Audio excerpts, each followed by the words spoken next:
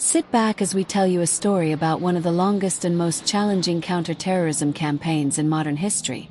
A fight that stretched across 4 countries, involved thousands of troops, and captured the world's attention with a single tragic event. Before we begin, hit that subscribe button because you won't want to miss stories like this. Imagine being a teenage girl sleeping peacefully in your school dormitory when armed militants stormed through the doors in the middle of the night. They set buildings on fire, fire weapons into the air, and force you and hundreds of your classmates onto trucks at gunpoint. Within hours, you're deep in a vast forest controlled by one of the world's most brutal terrorist organizations, and you have no idea if you'll ever see your family again. This nightmare became reality on the night of April 14, 2014, when Boko Haram terrorists kidnapped 276 schoolgirls from Chibok, Nigeria.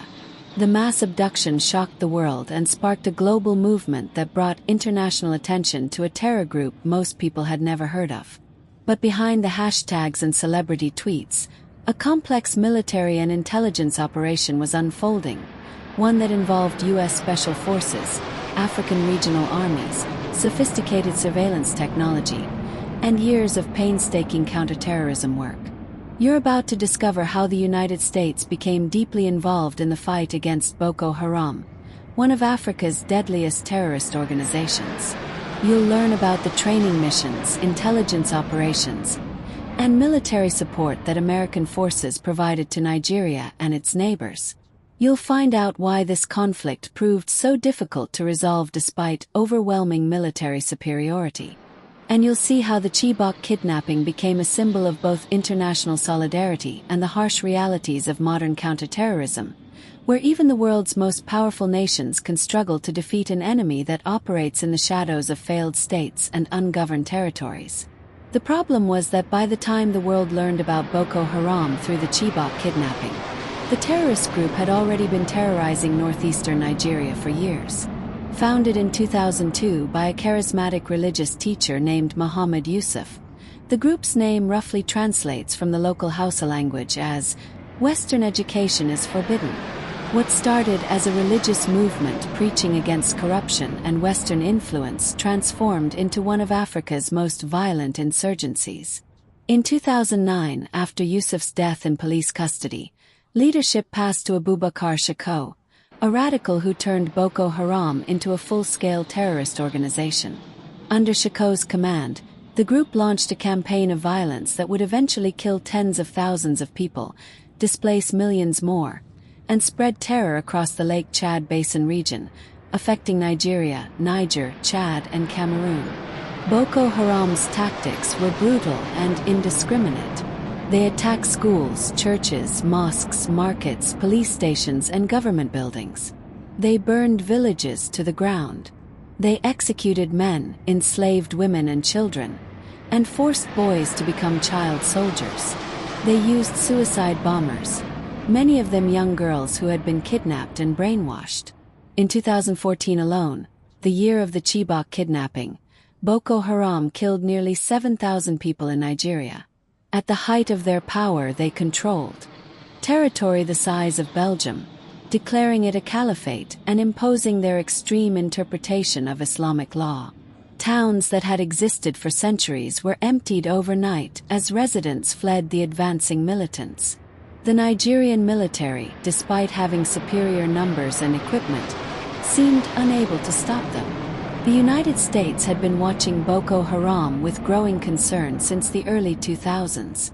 After the September 11 attacks in 2001, American counterterrorism strategy focused primarily on the Middle East, but intelligence agencies recognized that terrorist organizations were emerging in other regions as well, including Africa. The Sahel region, a vast semi-arid zone stretching across the African continent below the Sahara Desert, was particularly vulnerable. Weak governments, porous borders, ethnic tensions, poverty, and political instability created perfect conditions for extremist groups to take root and flourish. American officials worried that if these groups gained too much strength, they could threaten vital U.S. interests, including oil supplies, regional allies, and even the American homeland by inspiring or directing attacks abroad. In 2012, The State Department designated Boko Haram's top commanders as specially designated global terrorists. The following year, in November 2013, the United States officially designated Boko Haram as a foreign terrorist organization. This was a significant step because it meant that anyone providing material support to the group could face legal consequences. It froze any assets the organization might have in U.S. financial systems. And it opened the door for increased American military and intelligence support to Nigeria and neighboring countries fighting the insurgency. But the designation also came with controversy. Some experts and human rights organizations argued that the United States had been too slow to act, that the Nigerian government had been requesting help for years while Boko Haram grew stronger. Others worried that designating Boko Haram as a terrorist organization would lead to heavy-handed military responses that could make the situation worse by alienating local populations. When the Chibok schoolgirls were kidnapped on April 14, 2014, the initial response from Nigerian authorities was slow and confused. The military initially claimed they had rescued most of the girls, a statement that turned out to be completely false. Parents of the missing girls organized their own search parties, frustrated by what they saw as government inaction.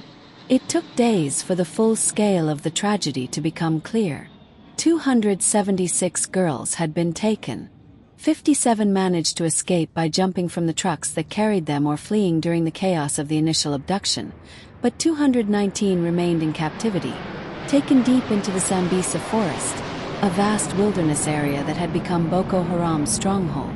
The international outrage was immediate and unprecedented. First Lady Michelle Obama held up a sign reading #BringBackOurGirls and tweeted it to millions of followers. Celebrities from around the world joined the campaign. Politicians from multiple countries demanded action. The story dominated news cycles for weeks. The Nigerian government, embarrassed by the international attention and criticism of its handling of the crisis, finally began coordinating a more serious response. And crucially, President Goodluck Jonathan reached out to the United States for help. On May 1, 2014, President Barack Obama announced that America would do everything it could to help Nigeria find and free the abducted girls and combat Boko Haram more broadly. The U.S. response was immediate and multifaceted. Within days of Obama's announcement, an American team arrived in Nigeria. This wasn't just a military operation.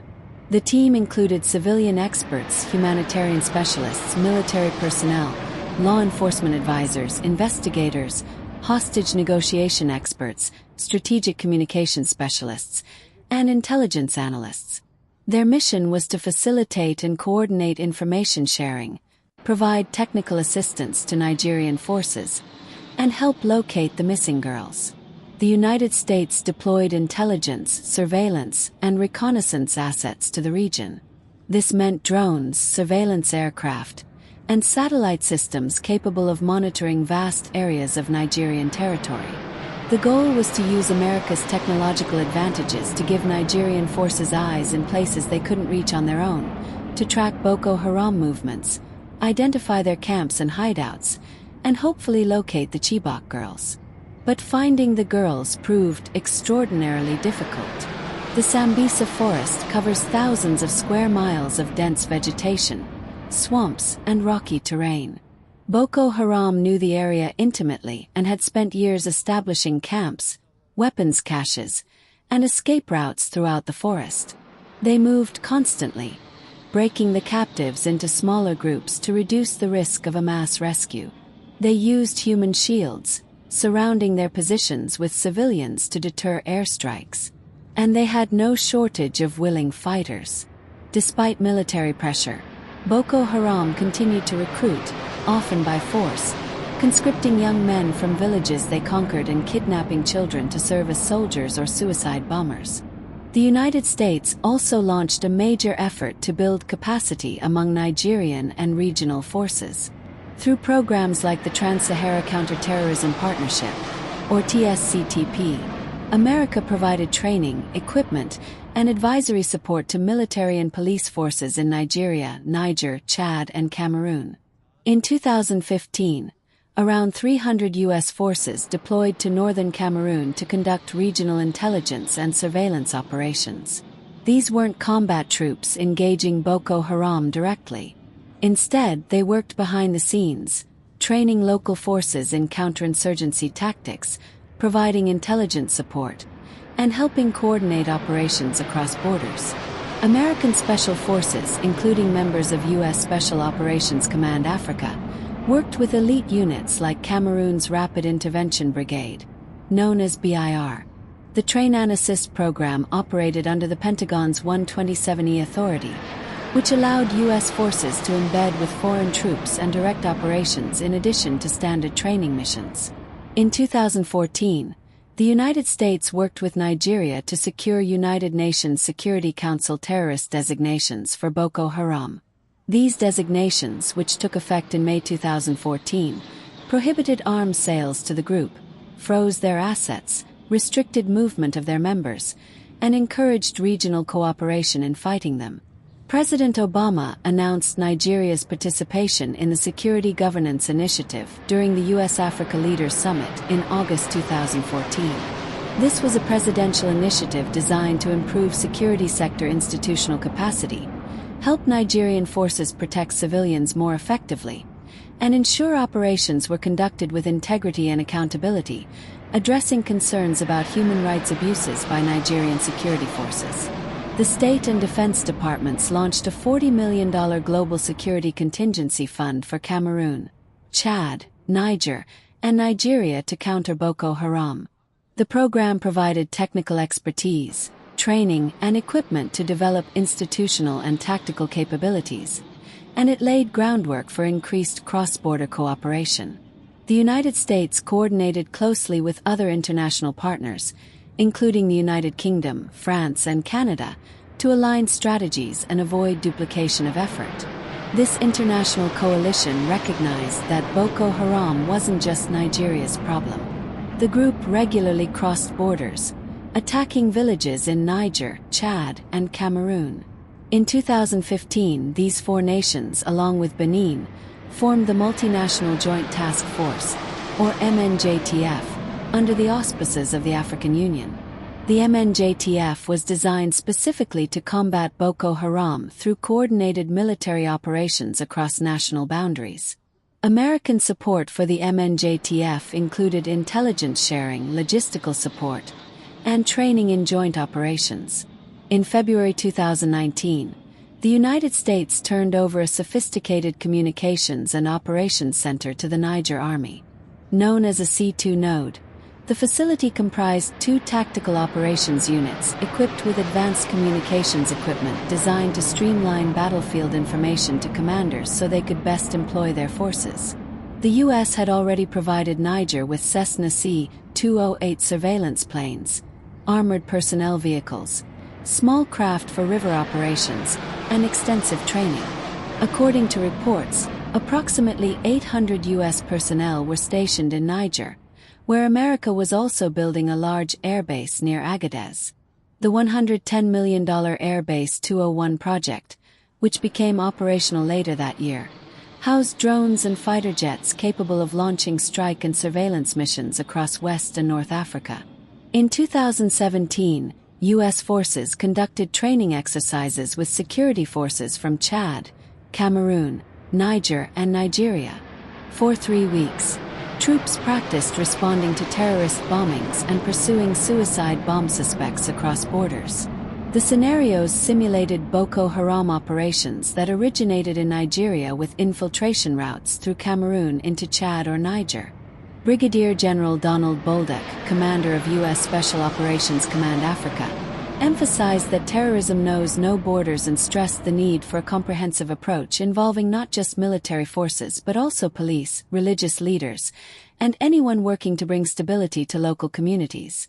The message was clear: you can't defeat a terrorist insurgency through military force alone.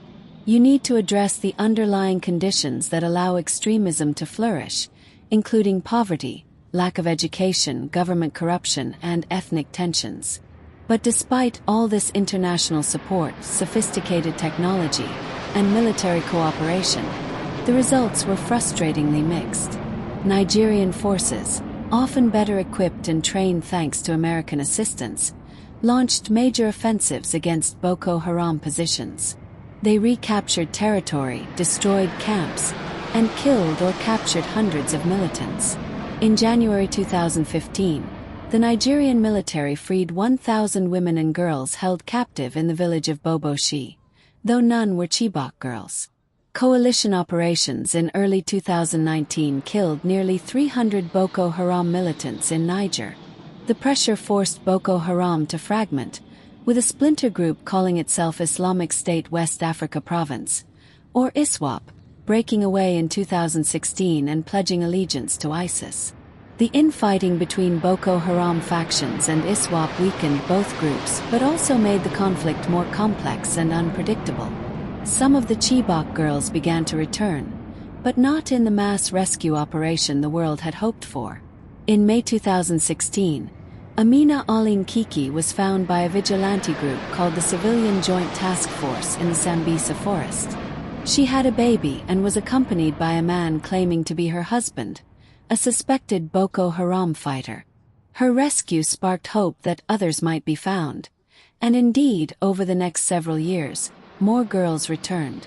Some escaped on their own, fleeing their captors and surrendering to military forces or local communities. Others were released through prisoner exchange negotiations between the Nigerian government and Boko Haram, swaps where detained militants were traded for groups of Chibok girls. In October 2016, 21 girls were released in exchange for Boko Haram prisoners. In May 2017, another 82 were freed through similar negotiations. But these releases came with heartbreaking complications. Many of the girls who returned had children, born during their captivity after being forced into marriage with Boko Haram fighters. They had spent years in the forest, subjected to indoctrination, violence, and psychological manipulation. Reintegrating them into society proved enormously difficult and expensive. They needed medical care, psychological counseling, education, and protection from stigma in communities that sometimes viewed them with suspicion. Some girls who escaped reported that others didn't want to leave, having been so thoroughly indoctrinated or so traumatized that they feared the outside world more than they feared their captors. Others had formed attachments to the children they'd given birth to or even to their captors through a psychological phenomenon similar to Stockholm Syndrome. The Nigerian government established de-radicalization programs in camps like Bulumkutu in Maiduguri, where former Boko Haram members and rescued captives went through months of counseling and vocational training designed to help them reintegrate into society. The Borno state government provided returning Chibok girls with accommodation, monthly stipends, and promises of permanent housing. But resources were limited, the programs were overwhelmed, and the sheer scale of the problem was staggering. By some estimates, Boko Haram had kidnapped thousands of women and children over the years, with the Chibok girls representing just a fraction of the total. More than 1,000 children had been kidnapped by Boko Haram since 2013, according to a UNICEF report. American military support continued throughout these years, but it came with complications. Cameroon, one of the key partners in the fight against Boko Haram, faced accusations of serious human rights abuses. The elite BIR unit that U.S. forces had trained and supported was implicated in torture and extrajudicial killings of civilians during counter-terrorism operations. American security assistance intended for fighting Boko Haram was also reportedly used in the Cameroonian government's violent campaign against Anglophone separatists in a completely different region of the country. These revelations created difficult questions for U.S. policymakers. How do you support a government fighting terrorism when that same government commits human rights abuses? Does American training and equipment end up making the situation worse by empowering forces that harm civilians? Can counter-terrorism efforts succeed when they undermine the rule of law and human rights that are supposed to be defended? Nigeria faced similar challenges. Despite receiving substantial American support, Nigerian military operations were often hampered by corruption, equipment shortages, poor morale, and intelligence leaks. Some soldiers viewed the war against Boko Haram as poorly executed, and believed it was being exploited for the benefit of senior officers and politicians rather than being fought to actually defeat the insurgents. Civil-military relations deteriorated. Local populations, caught between Boko Haram violence on one side and military abuses on the other, sometimes lost faith in both. Vigilante groups like the Civilian Joint Task Force formed to protect communities when neither the military nor police could, but these groups also committed abuses and added to the overall chaos and violence. By 2019, after years of sustained military pressure from Nigerian, Chadian, Nigerian, and Cameroonian forces supported by American intelligence and training, Boko Haram had been significantly weakened. The group no longer controlled large swaths of territory. Their ability to launch major attacks had been reduced, though suicide bombings and raids on villages continued. The number of people killed in terrorist attacks in Nigeria dropped from nearly 5,000 in 2015 to fewer than 2,000 in subsequent years. But the insurgency was far from defeated. Boko Haram and ISWAP continued to operate from hideouts in the Sambisa Forest and around Lake Chad, launching attacks, kidnapping civilians, and destabilizing the region. The Chibok kidnapping continued to haunt Nigeria. As years passed, international attention faded. The hashtag campaign stopped trending. Celebrities moved on to other causes. But the parents of the missing girls didn't forget. They held vigils, organized protests, and demanded that the government not abandon the search for their daughters. Some parents died without ever seeing their children again.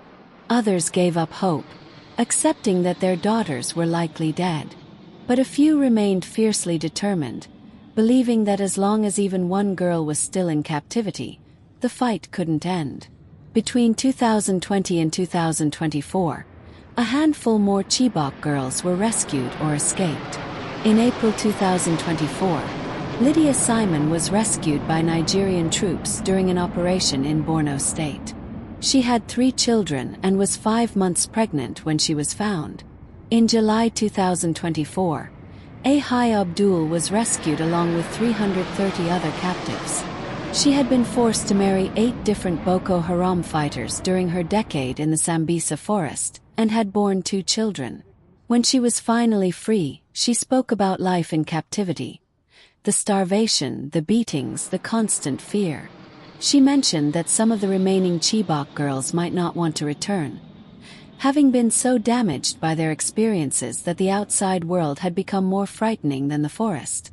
As of late 2024, approximately 90 Chibok girls remain unaccounted for. Their fates are unknown. Some are believed to still be held captive by Boko Haram or ISWAP. Others may have died during captivity from violence, disease, or the harsh conditions in the forest. Still others might have escaped but fear coming forward because of stigma or trauma. The Nigerian government discontinued formal negotiations with Boko Haram, halting what had been one of the few pathways for securing releases. The international community, while still providing some support, has largely shifted attention to other crises. The war against Boko Haram continues under Operation Haddon Kai, a Nigerian military campaign launched in 2021, but progress is slow and the insurgents remain resilient. The American role in this conflict has been significant but also limited by the realities of operating in a complex, fragile region. U.S. forces provided training, intelligence, equipment, and advisory support worth hundreds of millions of dollars over more than a decade. They helped build capacity in regional militaries, facilitated international cooperation, and used sophisticated surveillance technology to track terrorist movements. American diplomacy helped secure international sanctions against Boko Haram and coordinated responses among multiple nations. But at the end of the day, American forces couldn't defeat Boko Haram for Nigeria any more than they could defeat the Taliban for Afghanistan or ISIS for Iraq, without addressing the underlying political, economic, and social conditions that fuel insurgencies. The fight against Boko Haram reveals fundamental truths about modern counterterrorism. Military force alone cannot solve conflicts rooted in poverty, corruption, ethnic tensions, and failed governance. Training foreign security forces can backfire if those forces abuse civilians and undermine the rule of law. Technology, no matter how advanced, cannot substitute for local knowledge, political will, and popular support. International attention is fleeting, and hashtag campaigns, while well-intentioned, cannot sustain the long-term commitment needed to address deep-seated problems. And perhaps most painfully, even when the world's most powerful nations commit resources and attention, innocent victims like the Chibok girls can still suffer for years or forever because the challenges are simply too great and the solutions too complex. If this story moved you, if it gave you a deeper understanding of the challenges facing Africa and the complexities of international counterterrorism efforts, then make sure to hit that subscribe button. The story of the fight against Boko Haram is ongoing, unfinished, frustrating, and heartbreaking. It's a story of brave soldiers and dedicated intelligence officers, of international cooperation and sophisticated technology, but also of limitations, failures, and the tragic gap between what we hope to achieve and what we can actually accomplish. The Chibok girls who remain missing are not just statistics or symbols. They are daughters, sisters, and young women whose lives were stolen by terrorism and who deserve to be remembered, to be searched for, and to be brought home. That fight continues, even when the cameras stop rolling and the hashtags stop trending. And that's a story that deserves to be told.